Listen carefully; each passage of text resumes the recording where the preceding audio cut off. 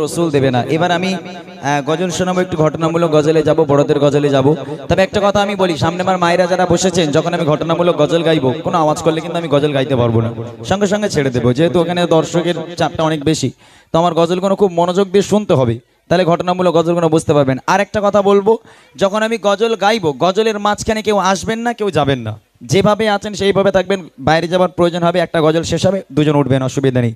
কিন্তু গজলের মাঝখানে যদি উঠে যান, আমি কিন্তু সঙ্গে সঙ্গে গজল বন্ধ করে দেবো, যেহেতু আমি যখন ঘটনা গাইবো সবার ধ্যান ধারণা মনটা পুরো আমার দিকে নিয়ে চলে আসবো। এবার মাঝখান থেকে উঠে গেলে মানুষের ধ্যান ধারণাটা পাল্টে যাবে, ওই জন্য ফোকাসটা যেন আমার দিকে থাকে। কেউ গজলের মাঝখানে উঠে যাবেন না, গজল শুরু করলে বসে থাকবেন, ইনশাল্লাহ গজল শেষ হবে, দুজন করে উঠে যাবেন, কোনো চাপ নেই। চলেন ছোট্ট আকারে আমি ঘটনামূলক গজল গাওয়ার আগে আমার একটা প্রিয় গজল, সেটা হলো আজকের আপনারা জানেন যে বাবরি মসজিদ আজকের ভেঙে রাম মন্দির তৈরি করা হলো। তাতে আমাদের কোনো দুঃখ নেই, আমরা কোনো ঝামেলাও করিনি। কোনো মুসলিম বলতে পারবে না যে আমরা গিয়ে যুদ্ধ করেছি, কিছু করেনি। কেন?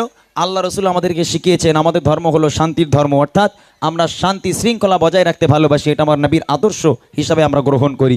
তো আজকে বাবরি মসজিদ ভেঙেছো কথা, তবে মনে রেখে দাও, ওই বাবরি মসজিদটা আমাদের প্রত্যেকের অন্তরে অন্তরে আছে, প্রত্যেক মুসলমানের অন্তরে। ফিলিস্তিনের বুকে আপনারা ফিলিস্তিনের কথাগুলো ভাবেন, কত মসজিদুল আকসাকে ঘিরে কত মানুষ আজকে শহীদ হয়ে গেল, কত মাসুম বাচ্চারা বোমাগুলির আঘাতে ক্ষত বিক্ষত হয়ে গেল। তো আজকে মুসলিম যদি এক না হয়, তাহলে মনে রাখতে হবে আমাদের জীবন কিন্তু বিপন্ন হয়ে যাবে, ওই অশুভ শক্তিগুলো আমাদেরকে আক্রমণ করবে। তাই বাংলাদেশের কিছু বক্তারা একটা গজল গায়, একতা হওয়ার গজল, ঐক্যের গজল। এক ছন্দ শোনাবো, আমার খুব প্রিয় গজল, হে মুসলমান এক হও, হে মুসলমান এক হও। এই গজলটা শুনিয়ে তারপরে আমি চলে যাব ফরমাইশ আমাদের ঘটনামূলক গজলে। শুনবেন, কবি বলছে,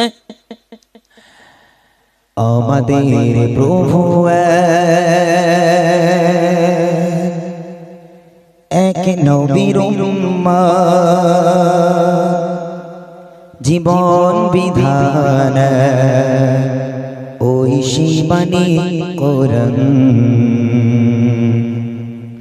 আমাদের প্রভু এক নবীর উম্মত, জীবন বিধান ওই শিবানী কোরআন।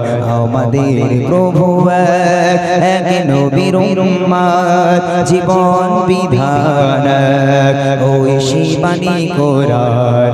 তবে কেন হে মুসলমান এখন করিয়া হুমার, তবে কেন হে মুসলমান এখন করিয়া হুমার। আমাদের প্রভু এক নবীর উম্মত, জীবন বিধান ওই শিবানী কোরআন। আমাদের প্রভু এক নবীর উম্মত, জীবন বিধান ওই শিবানী কোরআন। তবে কেন হে মুসলমান করিয়া হুমার, তবে কেন হে মুসলমান করিয়া হুমার। আমাদের প্রভু এক নবীর উম্মত, জীবন বিধান ওই শিবানী কোরআন।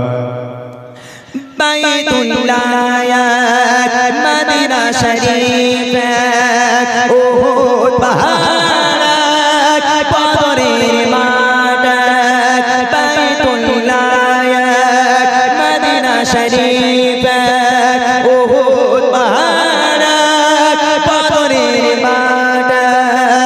একটাই তো জীবন, একটাই মরণ, একটাই তো জীবন, একটাই মরণ, একই সাথে মিলে মিশে একটাই প্রাণ। তবে কেন হে মুসলমান করিয়া হুমার, তবে কেন হে মুসলমান